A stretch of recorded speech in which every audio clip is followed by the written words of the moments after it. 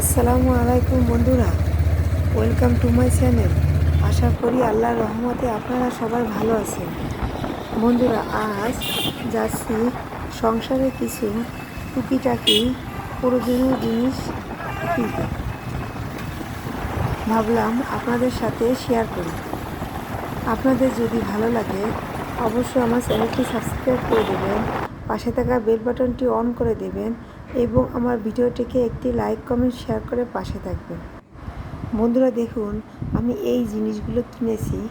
এখানে আছে 3টি হাফ প্যান্টের কাপড় এবং একটি সালোয়ারের কাপড়, আর কিছু কাঁকড়া আছে, কিছু লেস আছে এবং 2টা মাথার ব্যান্ড আছে।